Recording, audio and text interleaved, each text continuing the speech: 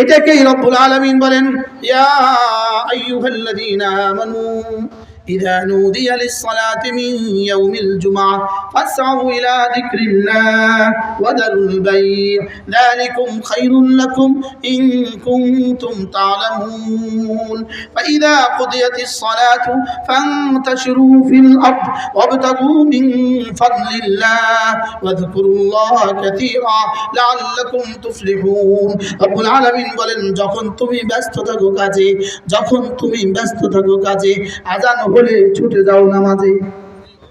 যখন তুমি ব্যস্ত থাকো কাজে, আযান হলে ছুটে যাবো কি? তাহলে আমি যখন খেতে থাকি আযান হলে কোথায় যাব? আমি যখন গরু ঘরে থাকি আযান হলে কোথায় যাব? আমি যখন দোকানে থাকি আযান হলে কোথায় যাব? আমি যখন ফ্যাক্টরিতে থাকি আযান হলে কোথায় যাব? তাহলে আমি কি ফ্যাক্টরি বন্ধ করে দেওয়া, দোকান বন্ধ করে দেওয়া, না আমার কাজে থাকা আযানের সময় বন্ধ করা? কি ভাই, আযানের সময় কি করা? তাহলে আপনি যখন খেতে থাকবেন আযান হলে কোথায় আসবেন? ওয়াদারুল বাই', ছেড়ে দাও হাতের কাজ। ওয়াদারুল বাই', ছেড়ে দাও হাতের কাজ, পড়ে নাও নামাজ। যখন তুমি ব্যস্ত থাকো কাজে, আযান হলে ছুটে যাও নামাজে, ছেড়ে দাও হাতের কাজ, পড়ে নাও নামাজ। যালিকুম খায়রুল লাকুম, রব বলেন এটা না আমার দেওয়া তোমার জীবনের জন্য শ্রেষ্ঠ ফর্মুলা। তাহলে আমারে কি বুঝাইলেন? কাজ নামাজ। বলেন, আবার বলেন, কাজ ছেড়ে দেওয়া না কাজ করা? কখন ছেড়ে দেওয়া? নামাজের সময়। আযান হলে কি করা?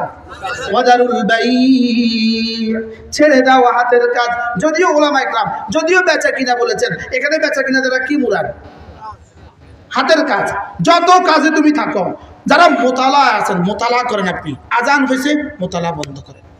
আপনি ক্লাস করাচ্ছেন, আযান হয়েছে ক্লাস বন্ধ করেন। কোরআনে কারীম তেলাওয়াত করছেন, আযান হয়েছে কোরআনে কারীম তেলাওয়াত বন্ধ করেন। বলেন, আযান হলে কাজ কি? আযান হলে ওয়াদারুল বাই', ছেড়ে দাও হাতের কাজ, পড়ে নাও নামাজ। যালিকুম খায়রুল লাকুম, এটা তোমার জন্য রবের দেওয়া শ্রেষ্ঠ ফর্মুলা। এবার রব বলেন, ইন কুনতুম তা'লামুন, যদি তুমি বুঝতে। আচ্ছা, কি আদর করে বলেন? হ্যাঁ, যদি তুমি বুঝতে। যেমন এক শিক্ষক তার ছাত্রদেরকে বুঝিয়ে এরপরে কি বলেন? হ্যাঁ, যদি তোমরা বুঝতা। বলে কি বলে না? মা তার মেয়েকে নসিহত করে, বাবা তার ছেলেকে উপদেশ দিয়ে শেষে কি বলে? হ্যাঁ ছেলেরা, যদি তোমরা আমার কথা বুঝতে। ঠিক রব্বুল আলামিন বলেন, ইন কুনতুম তা'লামুন, হ্যাঁ যদি তোমরা বুঝতে। এরপরে কি বলে? فإذا قضيت الصلاة فانتشروا في الأرض وابتغوا من فضل الله, নামাজ শেষে আবার ফিরে যাও কাজে। নামাজ শেষে কি? নামাজ শেষে বসে থাকা না কাজে যাওয়া। নামাজ শেষে আবার ফিরে যাও কাজে। কাজে গিয়ে কি করবা? ওয়াবতাগু মিন ফাদলিল্লাহ, কাজে গিয়ে রিজিক তালাশ করো। কাজে গিয়ে কি করো? তাহলে নামাজ শেষে আবার খেতে ফিরে যাও, নামাজ শেষে আবার চাকরিতে ফিরে যাও, নামাজ শেষে আবার অফিসে ফিরে যাও, নামাজ শেষে আবার ক্লাসে ফিরে যাও, নামাজ শেষে আবার নৌকাতে ফিরে যাও, নামাজ শেষে আবার গিয়ে মাছ ধরো, নামাজ শেষে আবার গিয়ে ঘাস কাটো। যে কাজ করো সেই করো, এটাই করো। কাজের পরে নামাজের পরে আবার কাজ করো। যায় কি করবা? গিয়ে কি করবা? রিজিক তালাশ করবা। এই জন্য মসজিদ থেকে যাওয়ার সময় একটা দরখাস্ত দিতে ভুলে যেও না। আল্লাহুম্মা ইন্নী আসআলুকা মিন ফাদলিক। এটা কোত্থেকে নিছে? ওয়াবতাগু মিন ফাদলিল্লাহ, কোত্থেকে নিছে বলেন? উলামায়ে কেরাম বলেন ওয়াবতাগু অর্থ কি? নামাজ শেষে কোথায় যাও? কাজে যাও। কাজে যায় কি করো? রিজিক তালাশ করো। তো নামাজ শেষে কাজে গিয়ে রিজিক তালাশ করো। রিজিক তালাশের জন্য একটা দরখাস্ত দিয়ে যাও। ওইটা কি? ওই দরখাস্তটা কি? আল্লাহুম্মা ইন্নী আসআলুকা মিন ফাদলিক। এটাকে বলে সনাআতে ইরতিবাস। কোরআন যা বলেছে এই দোয়াটা তা। ওয়াবতাগু মিন ফাদলিল্লাহ, তাহলে আল্লাহুম্মা ইন্নী আসআলুকা মিন ফাদলিক। এবার কাজে লেগে যাও। দোয়া করে গেছো, এবার কাজে লেগে যাও। যে কাজ করো ওই কাজে লেগে যাও। তবে কাজের ফাঁকে ফাঁকে কাজ করতে গিয়ে আমাকে ভুলে যেও না। সুবহানাল্লাহ। কাজ করতে গিয়ে জিহ্বা নাড়াও। আযকুরুল্লাহ যিকরান কাসীরা। ফাইযা কুদিয়াতিস সালাতু فانتشروا في الأرض وابتغوا من فضل الله واذكروا الله كثيرا কাজের ফাঁকে ফাঁকে জিকির করো, কাজের ফাঁকে ফাঁকে বেশি করে করে জিকির করো, কাজের ফাঁকে ফাঁকে কি করো? তাহলে দোকানে গিয়ে কি করো? কাজের ফাঁকে ফাঁকে জিকির করো, গরু পালতে পালতে কি করো? জিকির করো, ঘাস কাটতে কাটতে কি করো? জিকির করো, ধান দাইতে দাইতে কি করো? জিকির করো, ধান মাড়াইতে মাড়াইতে কি করো? জিকির করো, মেয়েরা রান্না করতে করতে কি করো? তাহলে কি শিখলাম বলেন? তিনটা জিনিস এখান থেকে আমরা শিখলাম। 1 নম্বরে কাজ, 2 নম্বরে নামাজ, 3 নম্বরে জিকির। কয়টা শিখছি? কি কি? কাজ, নামাজ, জিকির। আবার বলেন। তো কাজ তো আমাদের আছে, এটা তো আর হুজুরও ওয়াজ করতে হবে না। কাজ তো আপনি কালকে তা করবেনই, তো কালকে আমার কাজ কি? নামাজ আর কি?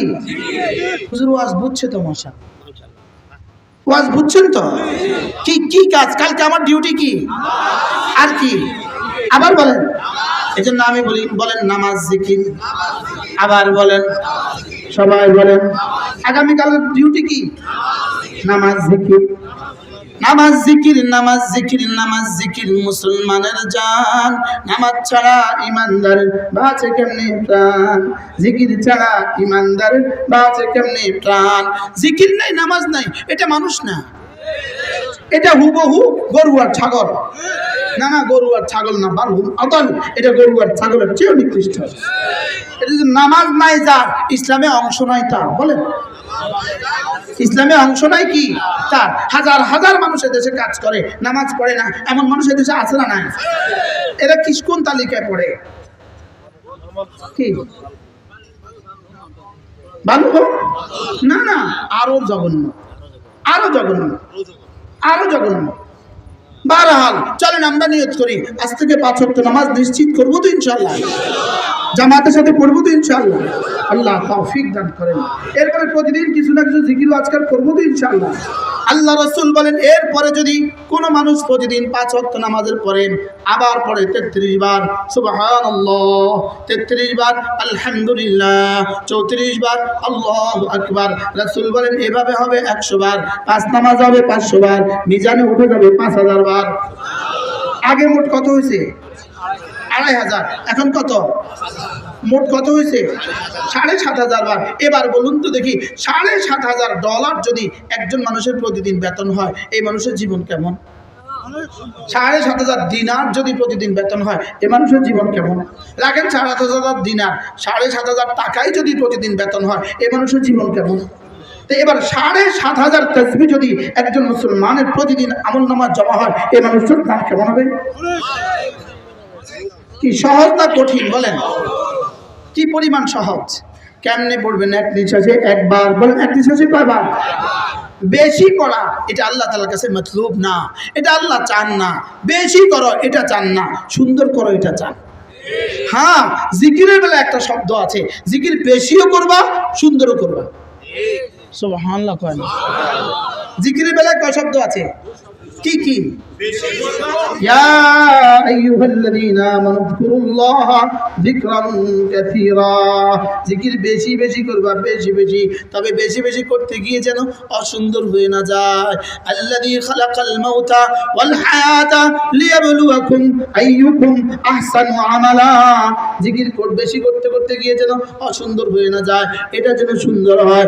সুবহানাল্লাহ, সুবহানাল্লাহ, সুবহানাল্লাহ, সুবহানাল্লাহ, সুবহানাল্লাহ, সুবহানাল্লাহ, আলহামদুলিল্লাহ, আলহামদুলিল্লাহ, আলহামদুলিল্লাহ, আল্লাহু আকবার, আল্লাহু আকবার, আল্লাহু আকবার, আল্লাহু আকবার, আল্লাহু আকবার।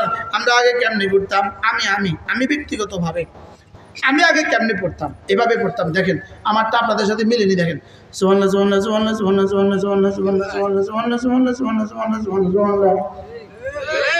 বলেন এভাবে পড়তাম নি? কোন মাথে না এভাবে পড়তাম কিনা বলেন? আচ্ছা, এভাবে পড়লে লাভ কত দূর হবে? সবাই বলেন। আচ্ছা, কি লাভ হলো? আমার তো মনে হয় 99% মুসলমানের তাসবিহ এমন। ইল্লা মান রাহিম, ইল্লা মান রাহিম। বাস্তব না বাস্তব? জীবনে কেমনে পড়ছি?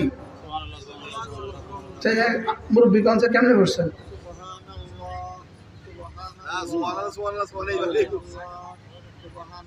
আল্লাহ, আপনি কেমনে পড়ছেন বাবা? আরে মুফতি কেমনে পড়ছে তাকে জিজ্ঞেস করো, না তো সাধারণ মুসলমান। মুহাদ্দিস কিভাবে পড়ে তাকে জিজ্ঞেস করো। বাস্তব না বাস্তব?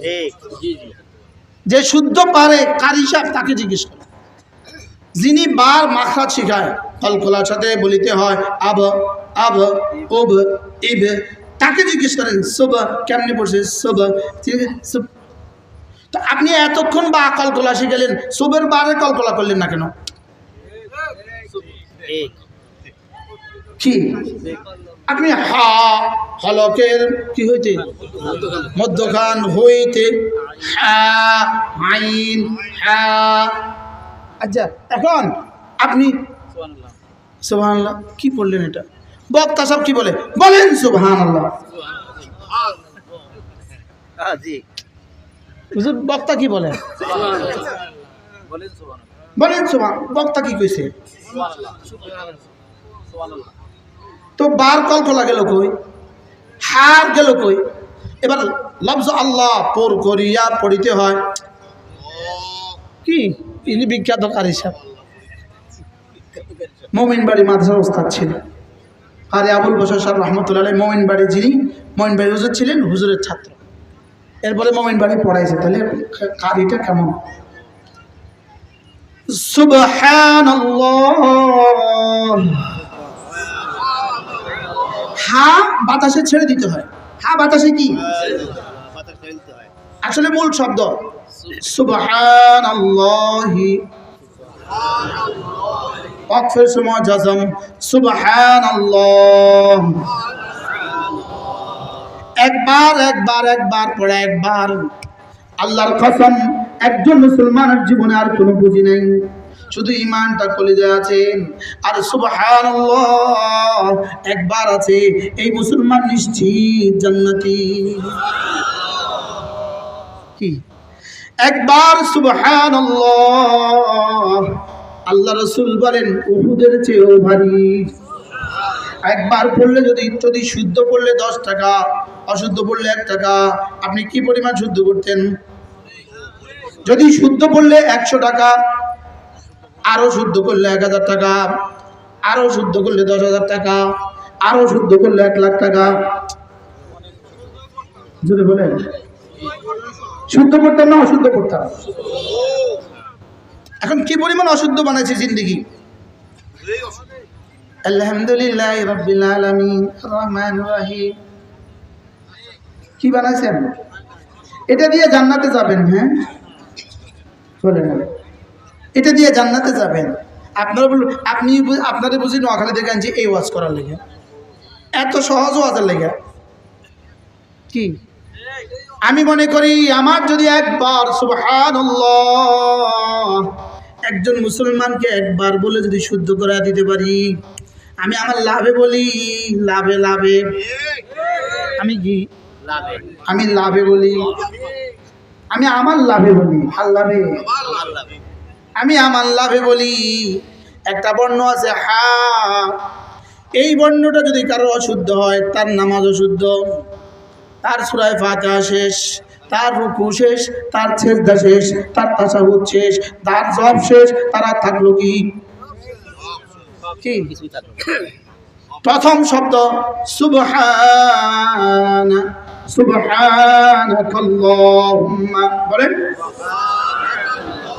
বলেন হা, সুবহানাকাল্লাহুম্মা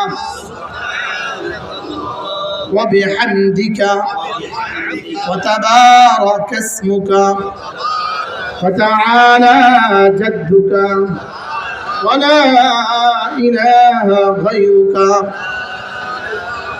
আল্লামা ইবনুল কাইয়্যিম আল জাওজিয়া কত বড় মুহাদ্দিস ছিলেন।